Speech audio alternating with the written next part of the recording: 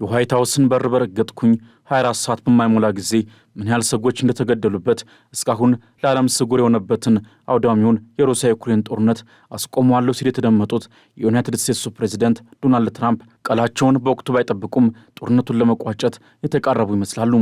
ፕሬዚዳንቱ በትላንትናው ዕለት አመሻሽ በጋራ የምክር ቤቱ ስብሰባ ወይም ኮንግረሱ ላይ ባደረጉት ንግግር ዩክሬን ወደ ድርድር ጠረጴዛ ለመምጣት ዝግጁ መሆኗን የሚገልጽ ጠቃሚ ደብዳቤ ከዩክሬኑ ፕሬዝዳንት ቮሎዲሚር ዜሌንስኪ እንደደረሳቸው አስታውቀዋል። ለ100 ደቂቃዎች ያህል በመዝለቅ በኮንግረስ ታሪክ ረጅሙ በመባል ሪከርድ የሰበረው የትላንቱ የፕሬዝዳንቱ ንግግር የኤለን መስክ ከሕግ ያለፈ ጣልቃ ገብነት ለከቲብ በጅለት ፕሬዝዳንቱ የሚያወሩት ውሸት ነው በሚሉና በሌሎችም የዲሞክራት ተመራጮች የተቃውሞ ድምፅና በውጥረት ድባብ የታጀበ ሆኖ ተስተውሏል።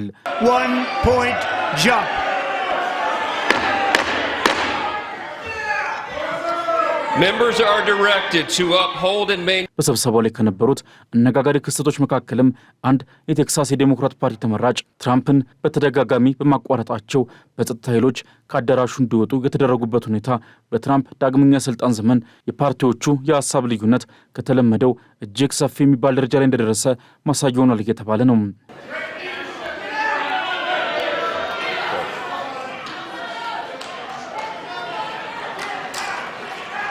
የሌላ ሀያል ሀገር አሜሪካ መሪ ሆኜ በድጋሚ ከተሾምኩ በኋላ በአጭር ጊዜ ውስጥ ያመጣሁት ለውጥ የትኛውም የአሜሪካ ፕሬዝዳንት በዓመታት ውስጥ አልሰራውም በማለት የአፈጻጸም ሪፖርታቸውን ለምክር ቤቱ ያስረዱት ፕሬዝዳንቱ የወሰናቸው ደፋር ውሳኔዎች የአሜሪካንን ወርቃማ ዘመን እውን ለማድረግ በመልካም ሂደት ላይ ስለመሆናችን ማሳያ ነው ሲሉ ተደምጠዋል።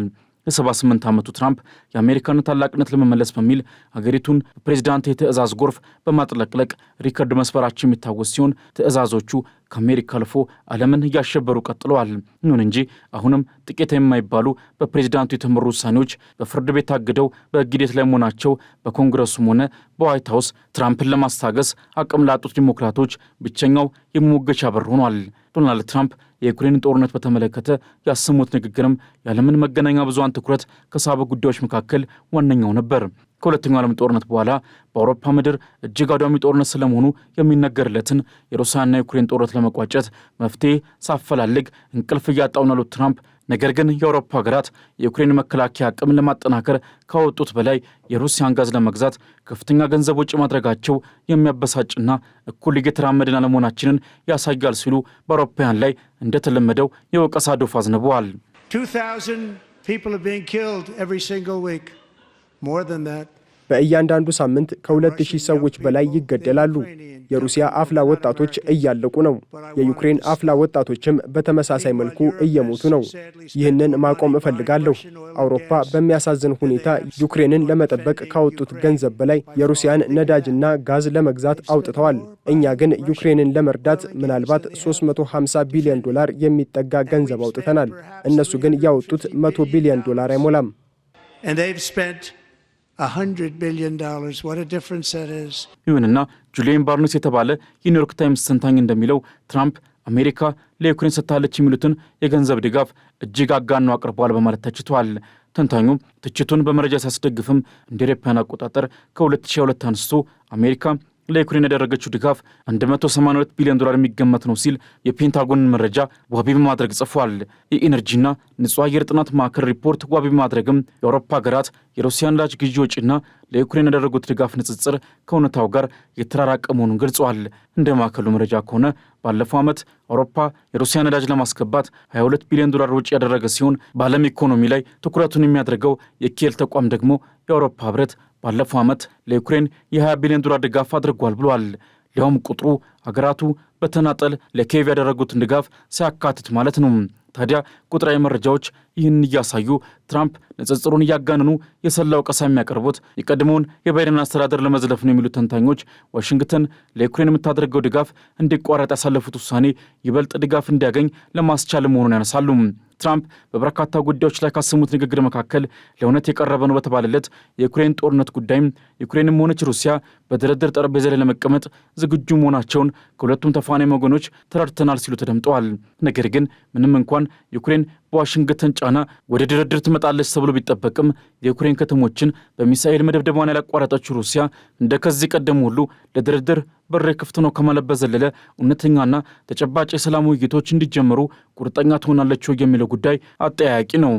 Earlier today I received an important letter from President Zelensky of Ukraine. በዛሬው ዕለት ከዩክሬኑ ፕሬዝዳንት ቮሎዶሚር ዜሌንስኪ ወሳኝ ደብዳቤ ደርሶኛል።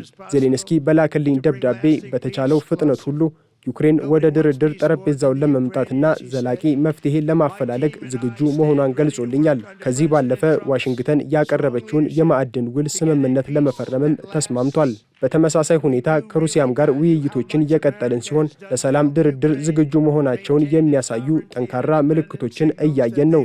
ይህ ቆንጆ አይደለም ታዲያ? ሩሲያ እስካሁን የፕሬዚዳንቱን ንግግር ተከትሎ ምንም አይነት ይፋዊ ምላሽ አልሰጠችም። ይሁንና ፕሬዚዳንት ትራምፕ ያላቸውን መልካም ተስፋ ቢገልጹም መፍትሄ ለማምጣት እጅግ ውስብስብና አስቸጋሪ የሆነው የሩሲያና የዩክሬን ጉዳይ የሰላም ውይይቱም በቀላሉ ይሳካል ተብሎ እንደማይጠበቅ እየተነገረ ይገኛል። የዩክሬኑ ፕሬዚደንት ቮሎዲሚር ዜሌንስኪም ለሀገራቸው የደህንነት ዋስትና በማይሰጥበት ሁኔታ ወደ ድርድር አንመጣም በሚለው አቋማቸው ጸንተው የቀጠሉ ሲሆን ከ20 በመቶ በላይ መሬቷና ከ50 በመቶ በላይ ወሳኝ የማዕድን ሀብቶች የሚገኙባቸው ስፍራዎቿ በሩሲያ ኃይሎች እጅ የሚገኙ መሆናቸው ኪየቭ በቀላሉ ለድርድር ትቀመጣለች ተብሎ አይጠበቅም። በአንጻሩ ከፍተኛ መጠን ያለው ወታደራዊ መሳሪያና የገንዘብ ድጋፍ ሳጎርፍላት የሰነበተችው አሜሪካ ከትራምፕ መምጣት በኋላ ጀርባዋን ማዞሯም ውሳኔዋን እንድታጤን ያስገድዳት ነው። ባሳለፍነው ሳምንትም በዋሽንግተን በክብር ተጋብዘው በፕሬዚዳንት ትራምፕና በምክትላቸው እየተረባረቡ ከሰነዘሩባቸው ቀሳና ካጋጠማቸው ዱላ ቀረሽ ክርክር በኋላ አንገታቸውን ደፍተው ወደ ኪየቭ የተመለሱ ዜሌንስኪ ወደ ሀገራቸው ሲመለሱም ከጠበቃቸው የጀግና አቀባበል ባሻገር በዓለም መድረክ በርካታ የድጋፍ ድምፆችን ያገኙበት ክስተት ሆኖ ያለፈ ነበር። ይሁን እንጂ ክስተቱ አሜሪካ ዩክሬንንም ሆነ መሪዋን በመዝለፍና በማዋረድ ከባላንጧ ሩሲያ ጎን መቆሟን ያሳየችበት መሆኑ ከኪየቭ አልፎ ለመላ አውሮፓ ከፍተኛ ድንጋጤን የፈጠረ ሆኗል። ዜሌንስኪ ይቅርታ ሊጠይቀን ይገባል ያሉት ፕሬዚዳንት ትራምፕ ለዩክሬን የሚደረገው ማንኛውም ወታደራዊ እርዳታ እንዲቆም ማዘዛቸውም ዩክሬን በውዴታ ሳይሆን በግዴታ ድርድሩ እንድትመርጥ የሚያስገድዳት ይሆናል እየተባለ ነው። የአሜሪካው ፕሬዚዳንት ዶናልድ ትራምፕ ለዩክሬን የሚደረጉ ወታደራዊ ድጋፎች እንዲቋረጡ ማዘዛቸውን ተከትሎ ዩክሬን በአሁኑ ወቅት ያላት የጦር መሳሪያ ክምችት ቢበዛ ከ3 ወራት በላይ እንደሚያስቀጥላት የእንግሊዙ ሚረር ጋዜጣ ዘግቧል። በዚህም ለወትሮም በፊተኛ የጦርነቱ መስመር የበላይነትን እየወሰደ ወደፊት መገስገሱን የቀጠለው የሩሲያ ጦር በቀላሉ የዩክሬንን ጦር ሊያሸንፍ እንደሚችል እየተነገረ ይገኛል። ከዚህ ባለፈ ትራምፕ እንግሊዝ ማንኛውንም አይነት የአሜሪካ መከላከያ ደህንነት መረጃዎችን ለዩክሬን እንዳታጋራ ማዘዛቸውም ለኪየቭ ሌላው ዱብዳ የሆነባት ጉዳይ ነው። ዋሽንግተን ጦርነቱ ተፋፍሞ አሁን ካለበት ደረጃ እንዲደርስ የአንበሳው ሚና እንዳልተጫወተች ሁሉ በተቃራኒው ደግሞ ዩክሬን እጅ እንድትሰጥና ተገዳ ወደ ድርድር እንድትመጣ ለማድረግ ከፍተኛ ጫና ያደረገች መሆኑ ዓለምን ለሁለት ከፍሎ እያሟገተ ያለ ጉዳይ ሆኖ ቀጥሏል። ትራምፕ በኮንግረሱ ላይ ባደረጉት ንግግር ከዩክሬን ጦርነት ባለፈ ግሪንላንድ የአሜሪካ አካል እንድትሆን ያላቸውን ፍላጎት በተመለከተ በአንድም ይሁን በሌላ መንገድ እናገኘዋለን ብለዋል። በአገር ውስጥ ጉዳይ ደግሞ ትራምፕ ለሁሉም ሰው የታክስ ቅነሳ እንደሚኖር ተናግረው በመድረኩም የፌዴራል በጀቱን ለማመጣጠን ቃል ገብተዋል።